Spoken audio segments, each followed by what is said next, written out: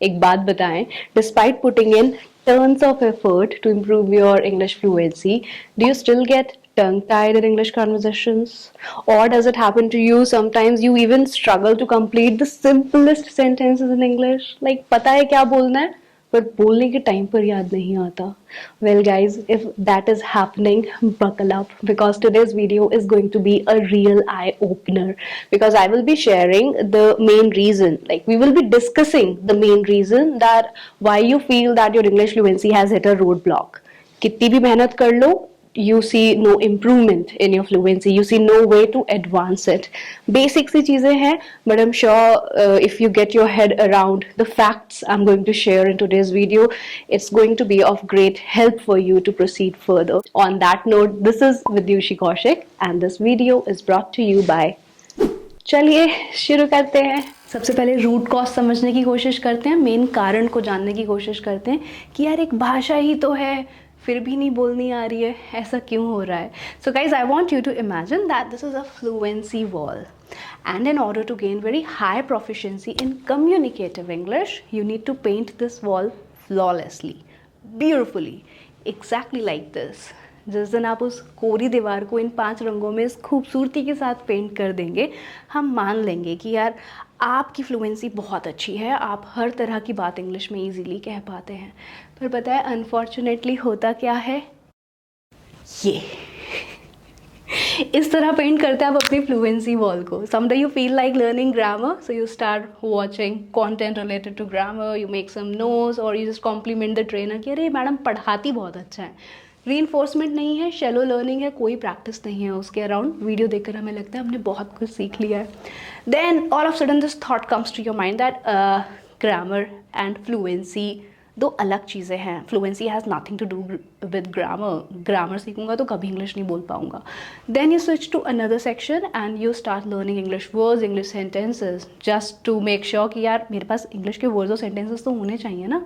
तो आप उन्हें पढ़ना शुरू कर देते हो. फिर लगता है अरे यार इंग्लिश मूवीज़ देखता हूँ, उससे हेल्प मिलेगी. इंग्लिश मूवीज़ देखनी शुरू करी थी इंग्लिश इंप्रूव करने के लिए, पर स्टोरी में खो गए. अब आनंद आ रहा है उस मूवी को देखने में. फिर आउट ऑफ नोवेयर एक रील आती है आपके सामने जो कहती है कि आप इंग्लिश का पोस्टमार्टम कर रहे हैं. अगर आप इस तरह से ग्रामर और वोकैबुलरी को डिवाइड कर करके पढ़ोगे तो कभी इंग्लिश नहीं बोल पाओगे, क्योंकि आपने हिंदी भी ऐसे नहीं सीखी थी. अब आपको लगता है कि यार बात तो सही है, बोलने से ही आएगी इंग्लिश. अब रात को मोटिवेट हो गए, बैठे हुए हैं, स्पीकिंग प्रैक्टिस चल रही है, पूरा अच्छे से एकदम फ्लो बनाने की कोशिश हो रही है शीशे के सामने. पर क्योंकि दिमाग खाली है, पानी अगर बॉटल में पानी ही नहीं होगा तो प्यास कैसे बुझेगी, बॉटल से पानी बाहर कैसे आएगा जब बॉटल ही खाली है. लैंग्वेज का एक्सपोजर तो है नहीं माइंड के साथ, ना इसमें बहुत अच्छी ग्रामर है, ना सेंटेंस कंस्ट्रक्शन है, ना बहुत अच्छे सेंटेंसेस या वर्ड्स हैं अपने आप को एक्सप्रेस करने के लिए. तो हमें लगता है कि यार मैं बोल नहीं पा रहा हूँ, मज़ा तो आ नहीं रहा है. मज़ा कैसे आएगा जब लैंग्वेज माइंड में इंस्टॉल्ड ही नहीं है. हाँ, अगर आप इंग्लिश मीडियम स्कूल में गए हैं या आपने बहुत सारी इंग्लिश मूवीज़, बहुत सारी इंग्लिश बुक्स रीड करी हैं, तो आपके माइंड में लैंग्वेज इंस्टॉल्ड है. वो टेक्निक आपके लिए 100% वर्क करेगी कि आप बस बोलने की प्रैक्टिस करो. पर अगर लैंग्वेज के साथ एक्सपोजर ही नहीं है तो पोस्टमार्टम करे बिना इंग्लिश नहीं बोल पाओगी. इस बात को कुछ ऐसे समझें कि जैसे आपको मुझे बताना है कि पता है कल मैं ऑफिस से घर जा रहा था और मैंने देखा कि एक बाइक वाले बंदे ने ना ऐसे अपनी बाइक घुसा दी गाड़ी में. उसके बाद वो ज़मीन पर गिरा, उसके घुटने वुटने सब छिल गए. और फिर दूसरा ट्रक आ रहा था उसके पास, वो बस बाल बाल बचा उस ट्रक से कुचला जाने के लिए. और ये सब देख कर ना मैं बिल्कुल सुन्न हो गया, मेरा दिल एकदम बैठ गया.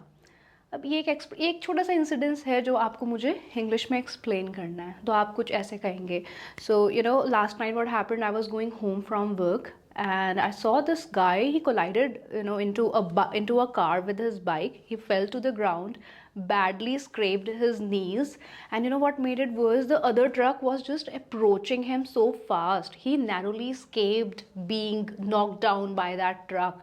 It was horrifying. I was completely zoned out and my heart just sank.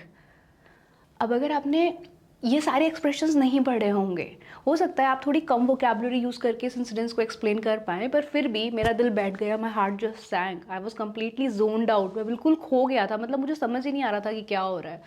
या फिर आपको कहना है कि उसके घुटने छिल गए, ही स्क्रेप्ड हिज नीज. या फिर कहना है कि उसने अपनी बाइक को घुसा दिया ट्रक में, he bumped into a car with his bike. Bumped into घुसा दिया, कोलाइडेड. नॉक डाउन मतलब ऐसे रौंद के चले जाना. सो ही नैरोली स्केप्ड, बाल बाल बचा, he narrowly escaped from being knock down by a speeding truck. अभी इतने सारे एक्सप्रेशंस लगे हैं एक छोटे से इंसिडेंट्स को फ्लुएंटली इंग्लिश में बताने के लिए.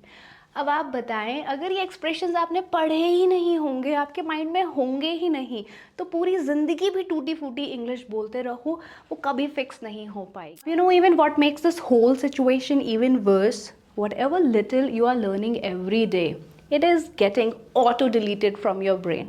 I bet you. Like, even if I ask you, tell me 20 English sentences you have learned from my YouTube channel, you will not be able to recall them at your fingertips. You'll be like, oh yeah, I had learned something, but I cannot recall it now. Why? It is wiped off from your brain. And why it happens? See, we are living in an age where we are bombarded with a lot of content. Input तो बहुत सारा है हमारे पास, हम लोग consume कर रहे हैं बहुत सारा डेटा, पर प्रॉब्लम क्या है? आउटपुट नहीं है. इनपुट अगर 100 है तो आउटपुट 5% भी नहीं है. You are not using your acquired knowledge. You are learning and learning, but you are not reinforcing or revisiting what you have learned. So what happens here, your mind thinks that, oh, he's not using this information, maybe this information is not useful, let's get rid of it, let's just delete it. जो information brain में आई है, अगर वो कभी use ही नहीं हुई है तो वो डिलीट हो जाएगी. आप देखिए ना, स्कूल में हमारे को पहले वाइट ब्लैक बोर्ड से हम लोग अपने आंसर्स लिखते थे, फिर ट्यूशन क्लास में जाकर रिवाइज करते थे, फिर उसका एक एग्ज़ाम होता था, फिर दूसरा एग्ज़ाम होता था, उससे पहले कितनी सारी प्रैक्टिस करते थे, तब जाके 60-70% हम लेकर आते थे और हमें लगता था कि हाँ, ये कॉन्सेप्ट माइंड में क्लियर हो गया है. तो अब बड़े हो गए हैं तो ये मिसकंसेप्शंस कहाँ से आ गए हमें कि यार एक बार कोई चीज़ देखी और हमेशा के लिए याद हो जाएगी. तो आपको अपना लर्निंग पैटर्न भी चेंज करना पड़ेगा. सिर्फ पढ़ना नहीं है, आप कम डेटा कंज्यूम करें, आप अपना इनपुट कम कर दें, बहुत सारी वीडियोस ना देखो, कम वीडियोस देखो, पर रिपीटेटिवली 3-4 बार देखकर उससे प्रैक्टिस करो ताकि वो लॉन्ग टाइम के लिए आपकी मेमोरी में इंफॉर्मेशन सेव हो जाए, वरना वो उड़ जाएगी और आपको पता भी नहीं चलेगा. तो फिर आप गिव अप कर जाओगे, स्पीकिंग प्रैक्टिस 1-2 दिन से ज़्यादा नहीं कर पाओगे, फिर कोई और टेक्निक के ऊपर काम करोगे, उसमें भी कंसिस्टेंट नहीं रहने वाले हो. आप मेहनत तो कर रहे हैं, but if you continue painting your fluency wall haphazardly like this, no matter guys for how long you paint, patches will remain. अब जब अप्रोच इतनी ब्रोकन है तो फ्लुएंसी तो ब्रोकन होगी ही ना बाबा. फ्लुएंसी को आप कैसे उम्मीद कर सकते हो कि वो बहुत ही ज़्यादा अच्छी होगी? इस तरह से कुछ कुछ सेक्शन में जहाँ जब मन कर रहा है हम वहाँ पर पेंट कर रहे हैं. पता है ऐसा क्यों होता है? क्योंकि आप जब किसी भी गोल को अचीव करने का सोचते हैं ना, तो आप उसकी पूरी पिक्चर को you look at it all at once. Problem क्या है कि जब पूरी वॉल को एक साथ देख रहे हैं ना, तो हमें लग रहा है कि सब कुछ कर लो, बस you get into the rush of completion that I want to get rid of it, I just want to be fluent today, but it doesn't work that way. आपको पावर समझनी पड़ेगी कंपाउंड इंटरेस्ट की. Minuscule improvements, बहुत छोटे level के improvements अगर रोज किए जाएं, रोज नहीं भी कर रहे हो पर कॉन्टिन्यूड है, मतलब गिव अप नहीं किया है. मैं वीडियोस हर हफ्ते नहीं डालती हूँ, हर रोज नहीं डालती हूँ, पर डालती रहती हूँ और क्वालिटी को इम्प्रूव करने के लिए मेहनत करती रहती हूँ. बहुत मिनिस्क्यूल इम्प्रूवमेंट थोड़े थोड़े रोज डाले तो आज देखो हम 74th डे पर आ गए इस प्री स्पोकन इंग्लिश कोर्स के. 9 करोड़ से ज़्यादा व्यूज़ हो गए हैं इस कोर्स के. इतना इनकन्सिस्टेंट रहने के बाद भी, because I have another responsibilities as well to take care of, like Ocean English Academy, running a business is a big task. तो इतने छोटे छोटे इंप्रूवमेंट जो होते हैं ना, ये इतने नोटिसेबल नहीं होते, तो हमें लगता है कि यार कुछ नहीं होने वाला. इतने कम इंप्रूवमेंट में अब 10 दिन हो गए, 20 दिन हो गए, कुछ दिख नहीं रहा है.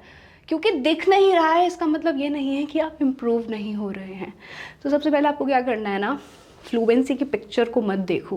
फ्लुएंट होने के लिए जो छोटी छोटी चीज़ें ज़रूरी हैं उनके ऊपर 1 by 1 फोकस करना शुरू करो. 1 थिंग एट अ टाइम. जैसे अगर इस पूरी वॉल को देखा तो लगा यार फ्लुएंसी तो it's just not my cup of T, it seems so daunting, intimidating, नहीं हो पाएगा मुझसे. पर अगर मैं आपसे कहूँ कि यार रोज़ ना बस एक छोटी सी ब्रिक पेंट कर दो, बहुत प्यार से, ब्यूटिफुली, एकदम फ्लॉलेसली, हैपहज़र्डली नहीं कि जहाँ मन करा, डिसाइडेड, बस एक टारगेट अचीव कर लो, बस एक ब्रिक को अच्छे से पेंट कर लो, तो आपको नहीं लगता, आपकी पेस के हिसाब से हो सकता है कि आप बहुत स्लो लर्नर हो तो 1 साल लग जाएगा, बहुत फास्ट लर्नर हो तो मे बी 6 वीक्स लग जाएंगे, पर अगर इस अप्रोच से एक एक बॉक्स को पेंट करते रहे तो 110% एक ना एक दिन तो फ्लुएंट हो गए। और बात सिर्फ इंग्लिश फ्लुएंसी की नहीं है, आप जो भी अपने लिए गोल्स डिसाइड करते हो कि मेरे को एक बिजनेस खोलना है या मेरे को बेटर जॉब चाहिए, मेरे को ये स्किल लर्न करना है, तो आप उस स्किल का पूरा आउटकम देखकर उस पूरे स्किल को एक साथ देखते हो कि मुझे ये मास्टर करना है। और because you are always in the rush to completion, you want to get rid of it as soon as fast, कि यार जल्दी से पूरा करके मेरे को इससे बाहर आना है। अब क्योंकि बहुत ज़्यादा माइंड में रश है तो ये अप्रोच हम फॉलो करने लगते हैं, और इसी की वजह से हमारे बहुत सारे सपने मर जाते हैं। हमें लगता है कि यार सब कुछ करने के बाद भी ये चीज़ मेरे लिए काम नहीं कर रही है, इसका मतलब ये मेरे लिए नहीं बनी है, पर ऐसा नहीं है। प्रॉब्लम हमारी अप्रोच में है। अचीव करने में आपका मन ही नहीं लगेगा क्योंकि जो पढ़ा है वो भी बोला नहीं जा रहा है।